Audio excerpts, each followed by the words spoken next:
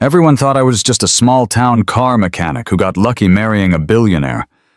Even Daniel's family treated me like dirt. But when armed robbers crashed our wedding, they discovered something about me that shocked everyone, including my own husband. Before I tell you how my wedding day became a battlefield, make sure to hit subscribe and ring that bell. This story will blow your mind with twists you'll never see coming. Trust me, nothing is what it seems.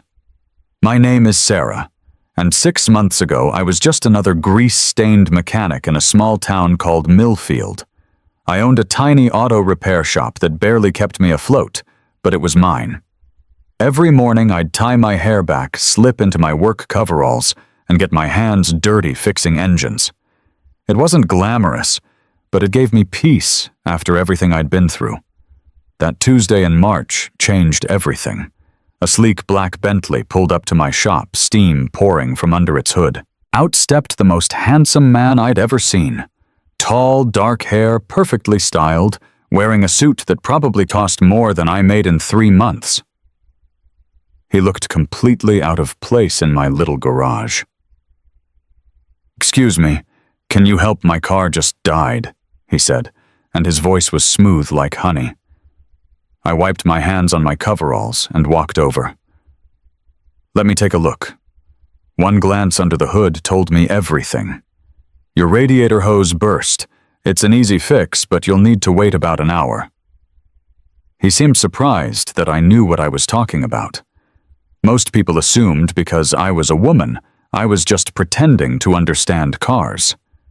But this man, Daniel Harrison, as I later learned, actually listened to me explain what went wrong and how I'd fix it. While I worked, we talked. He was fascinated by my knowledge of engines, asking questions about different car models and repairs. Most wealthy people treated me like I was invisible, but Daniel seemed genuinely interested in what I had to say. When I finished the repair, he insisted on paying double my usual rate. "Would you maybe like to get coffee sometime?" he asked as he was leaving. I almost laughed. This man in his expensive suit asking out a mechanic, but something in his eyes seemed sincere. Sure, I heard myself say that coffee turned into dinner, which turned into long walks and late-night conversations. Daniel told me he was the CEO of Harrison Tech, a billion-dollar company his father had built. I told him about my shop, my love for fixing things, and my quiet life in Millfield. What I didn't tell him was why I'd chosen such a simple life, or what I was running from. 3 months later, he proposed. Not with some grand romantic gesture, but during a quiet evening at my tiny apartment above the shop. "Sarah, I've never met anyone like you," he said, getting down on one knee. "You're real. You're genuine. And you make me feel like myself, instead of just my bank account. Will you marry me?" I said yes, but part of me wondered if I was making a huge mistake. Daniel knew Sarah the mechanic, but he didn't know who I really was before I became that person. The moment I met Daniel's family, I knew I was in trouble. His mother, Catherine Harrison, was everything I expected from a billionaire's wife, perfectly styled, dripping in diamonds, and looking at me like I was something unpleasant she'd stepped in. "So you're the mechanic," she said when Daniel introduced us at their mansion. "Not nice to meet you, or welcome to the family, just the mechanic, like it was some kind of disease." Daniel's sister Amanda was even worse. 25 years old, never worked a day in her life, and made it her mission to remind me that I didn't belong. "It's so interesting that Daniel is marrying someone so different," she said with a fake smile. "I mean, we've always wondered what kind of woman could catch his attention, away from all those successful businesswomen and socialites he used to date. Their father, William, was more subtle, but just as cold. He'd nod politely when I spoke, but never really engage. I could see him calculating in his head, how much damage would this marriage do to the family reputation? The worst part was the comments they thought I couldn't hear. During our engagement dinner, I went to the bathroom and heard Catherine talking to her friends. I don't know what Daniel sees in her. She's so common, And those hands, you can tell she works with them. What will people think? Amanda chimed in. She's obviously after his money. I mean, what else could it be? She probably saw dollar signs the moment he walked into her little garage. Even the wedding planning was a nightmare. Catherine took over everything, making decisions without asking me. Trust me, dear. I know what's appropriate for our family, she'd say whenever I suggested something. She picked the venue, their family estate, the flowers, the menu, even tried to choose my dress. The only thing I put my foot down on was the guest list. I insisted on inviting my parents and my brother Jake, even though Catherine made it clear she thought they would embarrass the family. My parents, good, hard-working people who raised me with love and values, felt so uncomfortable around Daniel's family that they barely spoke at any of the pre-wedding events. My brother Jake was different, though. He'd served in the military with me years ago, and he was the only one who knew my real story. The night before the wedding, he pulled me aside. Sarah, are you sure about this? These people don't deserve you. They have no idea who you really are or what you've done for this country. That's the point, Jake. I told him I don't want to be that person anymore. I just want to be Sarah the mechanic who fell in love with a good man. But Jake looked worried. I've been doing some research on Daniel's business. There are people who want to hurt him, Sarah. His company has made some powerful enemies.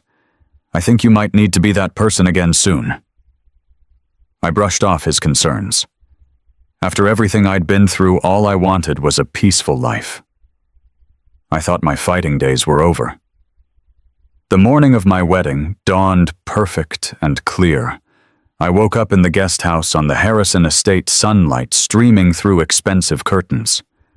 For a moment I forgot about all the family drama and just felt pure happiness. Today, I was marrying the man I loved. My mother helped me into my wedding dress, a stunning white gown that even Catherine had to admit looked beautiful on me. It was elegant and simple, nothing too flashy, which was exactly my style. My mom's eyes filled with tears as she fastened the buttons. "You look like a princess, honey," she whispered.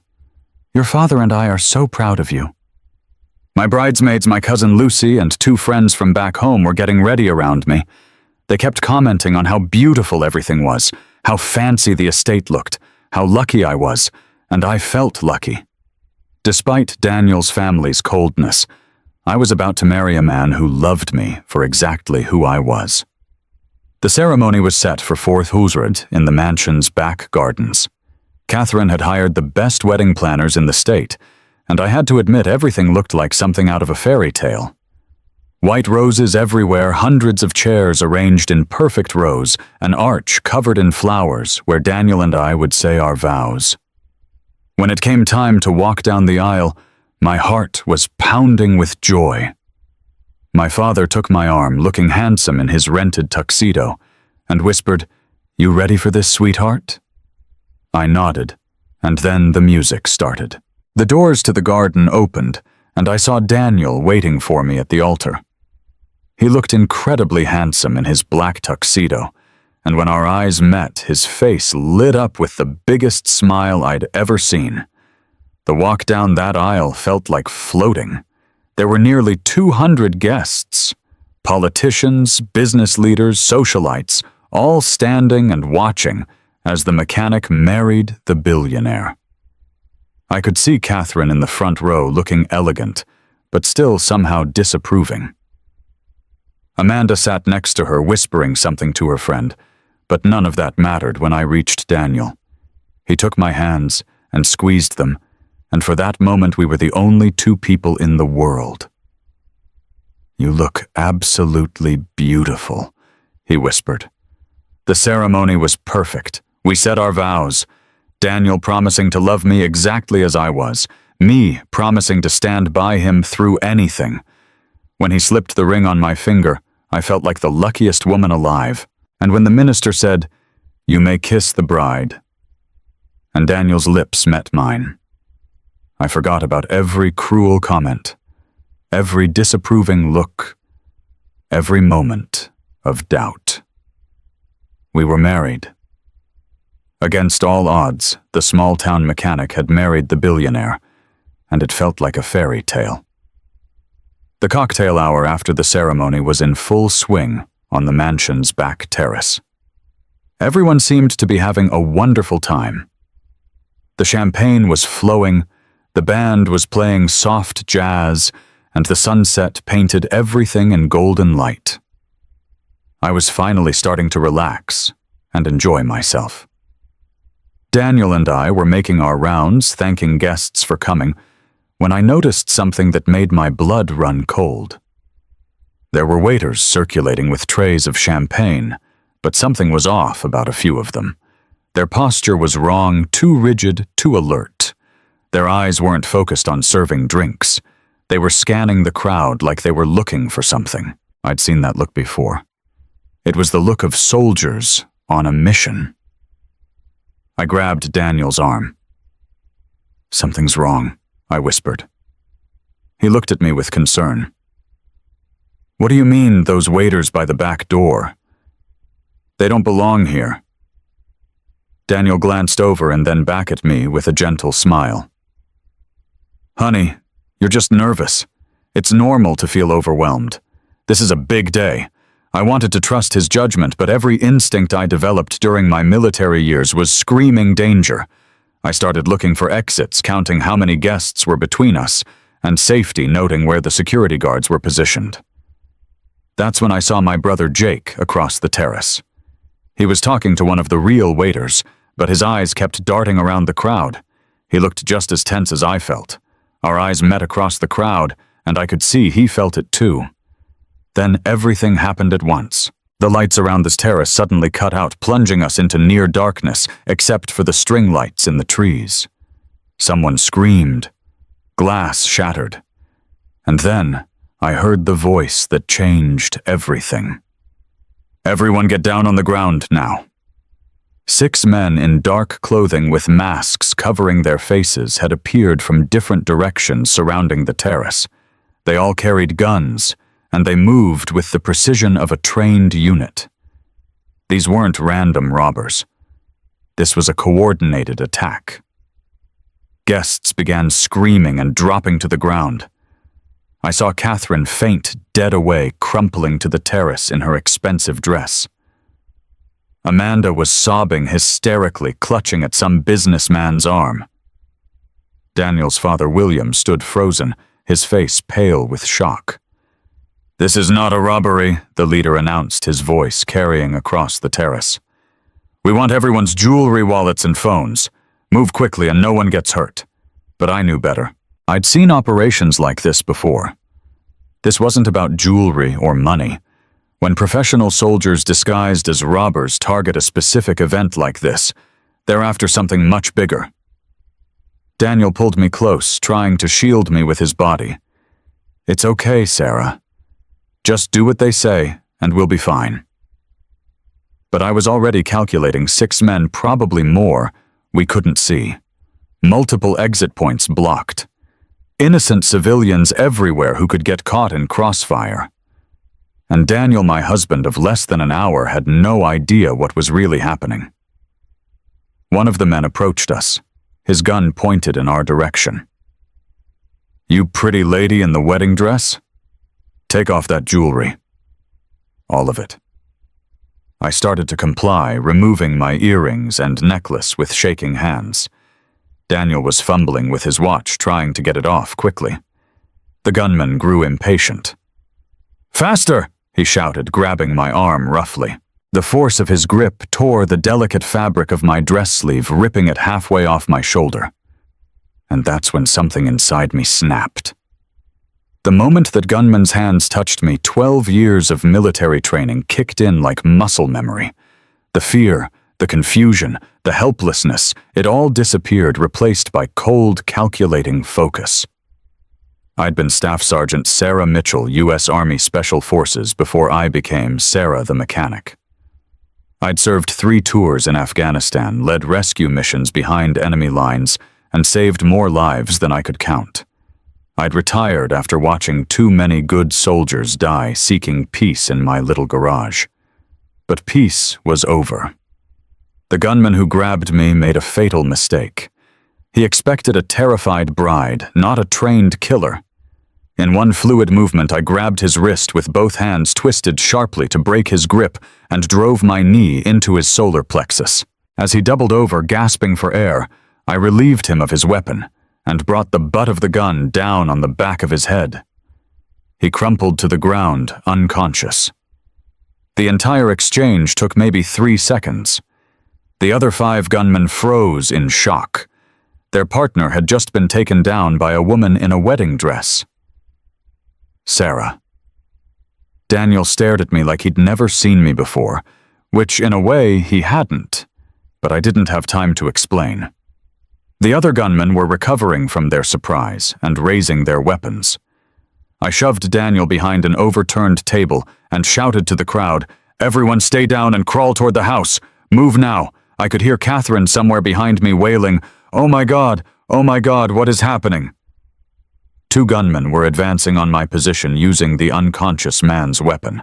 I provided covering fire while the guests scrambled for safety. The beautiful wedding reception was transforming into a war zone. Flower arrangements exploding under gunfire, champagne glasses shattering elegant tables, splintering as bullets tore through them. My brother Jake appeared at my side, having disarmed one of the other gunmen. "I told you this was going to happen," he shouted over the noise. "Save the I told you so for later," I replied, reloading the weapon with practiced efficiency. "How many more?" "I count 3 still active, but there might be more inside the house." I did a quick tactical assessment. The remaining gunmen had taken defensive positions behind the bar and some large planters. They were trying to control the exits to prevent anyone from escaping or calling for help. This confirmed my suspicion. They weren't here for a simple robbery. They're after Daniel. I told Jake, "This whole thing is a targeted hit." Daniel, still crouched behind the table, grabbed my arm. "Sarah, what are you doing? Who are you?" There wasn't time for explanations. One of the gunmen was flanking around the left side, trying to get behind our position. I could see Amanda and William huddled together near the house, both of them staring at me in complete shock. The woman they dismissed as a lowly mechanic was systematically dismantling a professional hit squad. "Daniel, I need you to get your family and move toward the house." I instructed, "Stay low, stay together, and don't look back. I'm not leaving you. You're not leaving me. I'm protecting you. There's a difference." I moved from our cover, using the overturned tables and scattered chairs as concealment. The gunman on the left didn't see me coming until it was too late. A quick take-on, and he was unconscious next to his partner. That left 2 gunmen behind the bar. They'd stopped shooting, probably trying to figure out how their simple operation had gone so wrong. I could use that confusion to my advantage. What happened next would change everything between me and Daniel's family forever. Catherine Harrison. The woman who had spent months treating me like garbage was cowering behind a decorative fountain with her daughter. Both of them were crying, makeup streaking down their faces, their expensive dresses torn and dirty. When one of the remaining gunmen spotted them and started moving in their direction, I didn't hesitate. I sprinted across the open terrace, drawing fire away from them and toward myself. The gunmen's shots went wide as I dove behind the dessert table, our beautiful 3-tier wedding cake exploding in a shower of frosting and flowers. "Catherine, Amanda, move toward the house now," I shouted. But Catherine was frozen with terror, unable to move. The gunman was getting closer, his weapon trained on her. In that moment, I realized that despite everything they'd put me through, I couldn't let them die. They were Daniel's family, which made them my family now. I flanked around the fountain from the opposite side. The gunman didn't see me until I was right behind him. One precise strike to his neck and he dropped like a stone. Catherine stared up at me from the ground, her perfectly styled hair disheveled, her face streaked with tears and dirt. You saved us," she whispered. "Can you walk?" I asked, helping her to her feet. She nodded, still in shock. Amanda was clinging to my arm like a lifeline. This woman who had called me a gold digger just hours earlier. "I'm sorry," Amanda sobbed. "I'm so sorry for everything I said about you."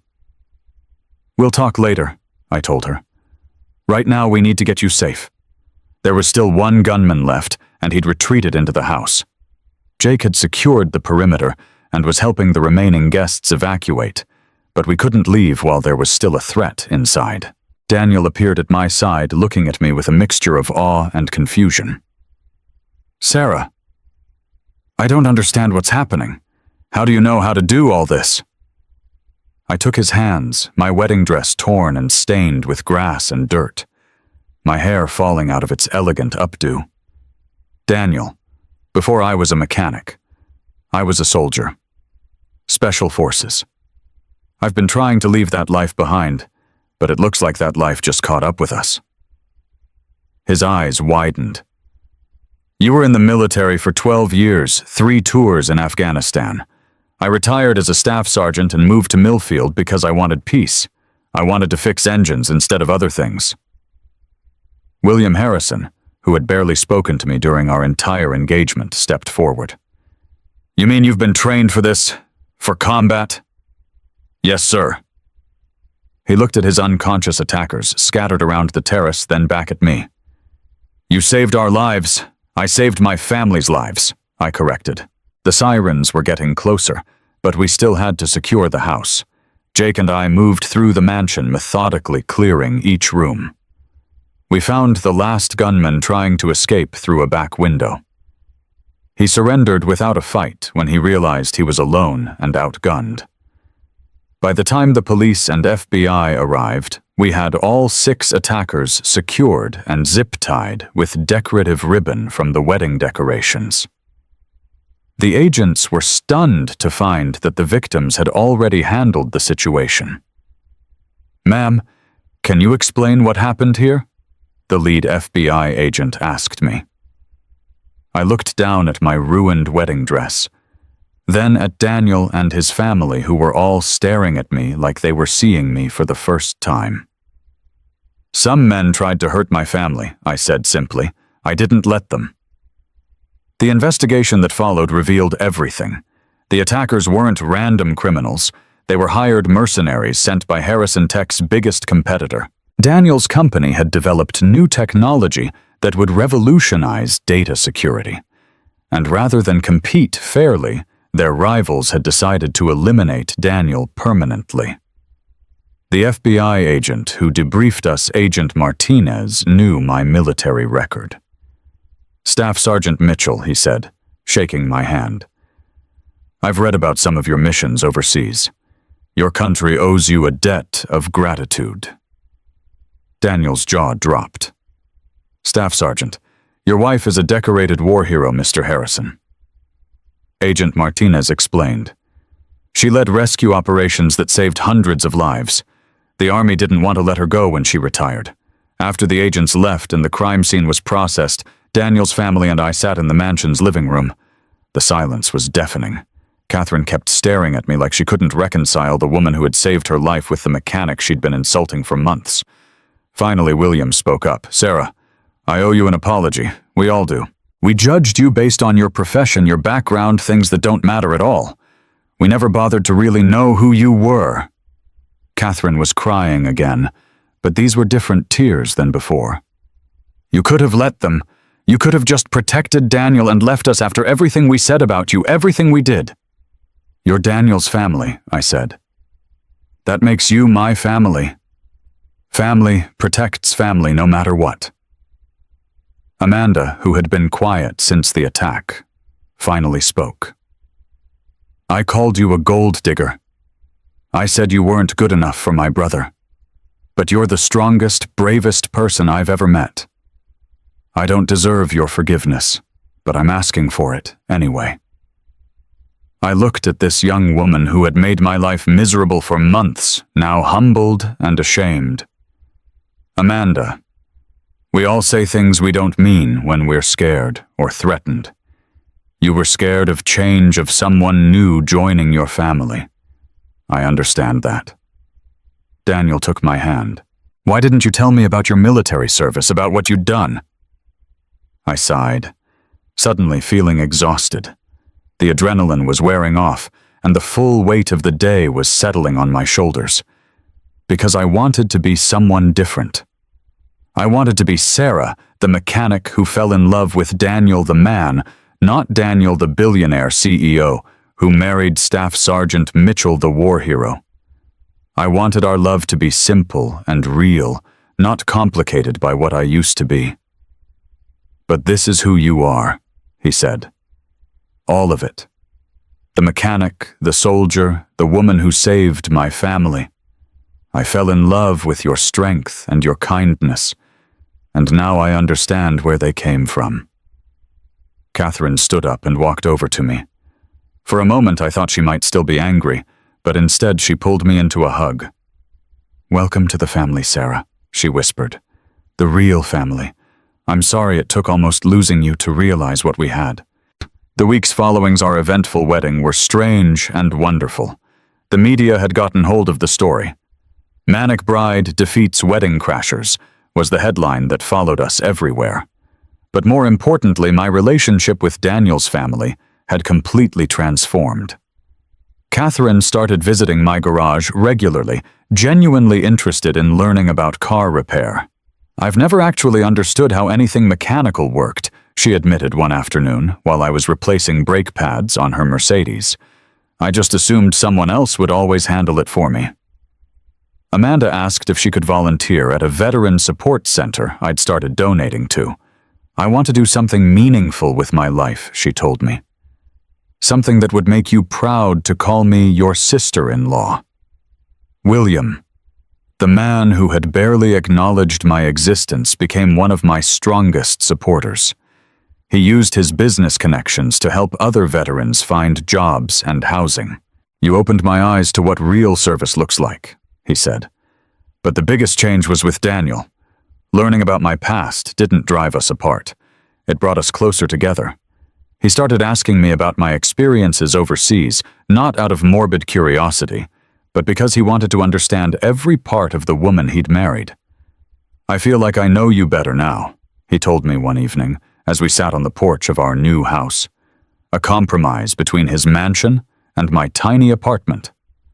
"I always wondered where your strength came from, why you seemed so calm in difficult situations. Now it makes sense." "Are you disappointed," I asked, "that I'm not just the simple mechanic you thought you were marrying?" He laughed and pulled me closer. "Sarah, you are the most complex, fascinating, incredible woman I've ever met.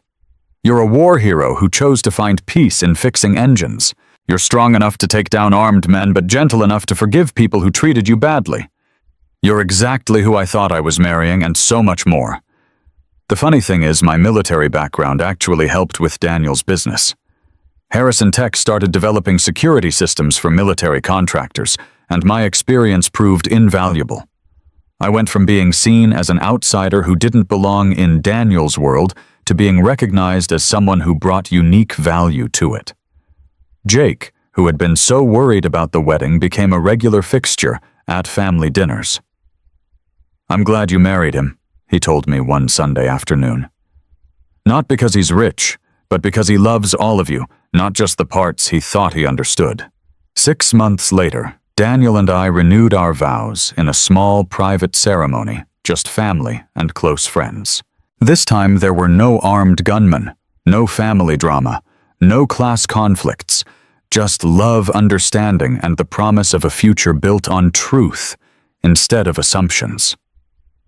As I stood there, in a simple white dress holding Daniel's hands, while our families, our real families, who knew and accepted us completely, watched with genuine joy, I realized something important. I'd spent so long trying to escape who I used to be that I forgot the most important lesson the military had taught me.